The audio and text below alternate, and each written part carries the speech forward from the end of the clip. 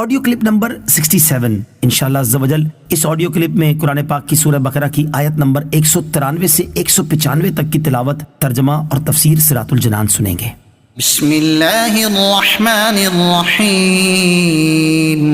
ترجمہ: اللہ کے نام سے شروع جو نہایت مہربان رحمت والا ہے۔ وقاتلوهم حتى لا تكون فتنة ويكون الدين لله فإن انتهوا فلا عدوان إلا على الظالمين۔ ترجمہ: اور ان سے لڑتے رہو یہاں تک کہ کوئی فتنہ نہ رہے اور عبادت اللہ کے لیے ہو جائے، پھر اگر وہ باز آ جائیں تو صرف ظالموں پر سختی کی سزا باقی رہ جاتی ہے۔ حتی لا تکونوا فتنہ، یہاں تک کہ فتنہ نہ رہے۔ تفسیر صراط الجنان میں ہے عرب کے کافروں کے متعلق فرمایا گیا کہ ان سے تب تک لڑو کہ ان کا فتنہ یعنی شرک ختم ہو جائے اور ان کا دین بھی دین اسلام ہو جائے اور سرزمین عرب پر صرف ایک اللہ کی عبادت ہو۔ لہٰذا اگر وہ کفر و باطل پرستی سے باز آ جاتے ہیں تو پھر ان پر کوئی سختی نہیں کی جائے گی۔ الشہر الحرام بالشہر الحرام والحرمات قصاص فمن اعتدى عليكم فاعتدوا عليه بمثل ما اعتدى عليكم واتقوا الله واعلموا ان الله مع المتقين۔ ترجمہ: ادب والے مہینے کے بدلے ادب والا مہینہ ہے اور تمام ادب والی چیزوں کا بدلہ ہے، تو جو تم پر زیادتی کرے اس پر اتنی ہی زیادتی کرو جتنی اس نے تم پر زیادتی کی ہو، اور اللہ سے ڈرتے رہو اور جان رکھو کہ اللہ ڈرنے والوں کے ساتھ ہے۔ الشہر الحرام بالشہر الحرام، ادب والے مہینے کے بدلے ادب والا مہینہ ہے۔ تفسیر صراط الجنان میں ہے مسلمانوں کو چونکہ حرمت والے مہینوں میں لڑنا نہایت بھاری لگ رہا تھا، اس لیے ان کی مزید تسلی کے لیے اللہ تعالیٰ نے فرمایا یہ حرمت والے مہینے میں جنگ کی اجازت اللہ تعالیٰ کی طرف سے ہے، اور یہ اجازت کفار کی طرف سے حرمت پامال کرنے کی وجہ سے دی گئی ہے۔ انہوں نے تمہیں عمرہ کرنے اور مکہ مکرمہ میں داخل ہونے سے روکا، لہٰذا اب اگر تم ان سے لڑتے ہو اور ان کا خون بہاتے ہو تو یہ حرم اور ماہ حرام کی بے حرمتی نہیں ہوگی، کیونکہ یہ اللہ تعالیٰ کی طرف سے اجازت کے ساتھ ہوگا، اور یہ سب لڑائی اصل میں حرمتوں کا بدلہ ہوگا، یعنی کافروں کا حرمت والے مہینے میں فتنہ و فساد کرنا حرمتوں کو پامال کرنا ہے، اور تمہارا جواب دینا اصل میں حرمتوں کا بدلہ لینا ہے، نہ کہ حرمتوں کو پامال کرنا۔ یوں سمجھ لیں کہ ڈاکو کی گولی کے جواب میں اگر پولیس گولی چلائے تو پولیس کو مجرم نہیں کہیں گے،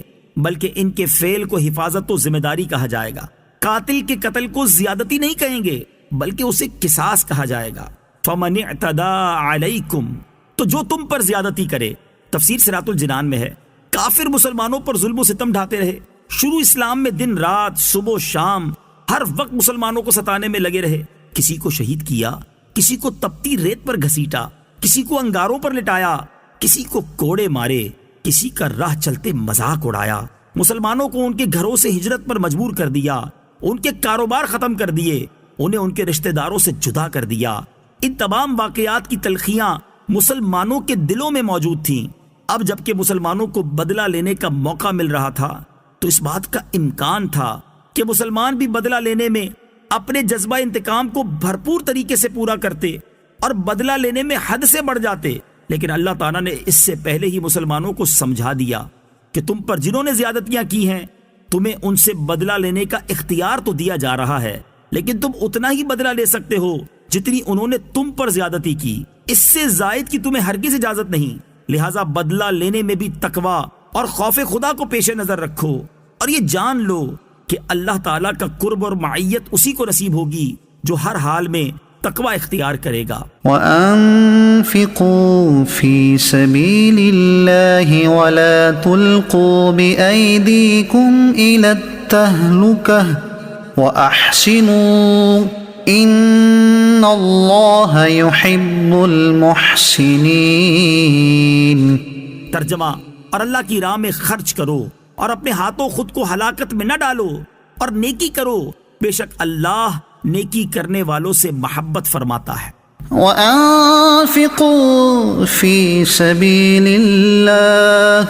اور اللہ کی راہ میں خرچ کرو۔ تفسیر صراط الجنان میں ہے راہ خدا میں خرچ کرنے کا اصل حکم تو مال کے حوالے سے ہے، لیکن علامہ ساوی رحمت اللہ تعالی علیہ نے اس کے معنی کی مزید وسعت کو بیان کیا ہے۔ فرماتے ہیں کہ اس آیت کا مطلب یہ ہے کہ اللہ تعالیٰ کی فرما برداری اور اس کی رضا کے کاموں میں اپنے جان و مال کو صرف کرو، خواہ جہاد ہو یا رشتہ داروں سے حسن سلوک، یا اللہ تعالیٰ کے کمزور اور غریب بندوں کی مدد کی صورت میں ہو۔ وَلَا تُلْقُوا بِأَيْدِيكُمْ إِلَى التَّهْلُكَةِ، اور اپنے ہاتھوں خود کو ہلاکت میں نہ ڈالو۔ صحیح بخاری میں ہے یہ آیت خرچ کرنے سے متعلق نازل ہوئی، یعنی راہ خدا میں خرچ کرنا بند کر کے یا کم کر کے اپنے آپ کو ہلاکت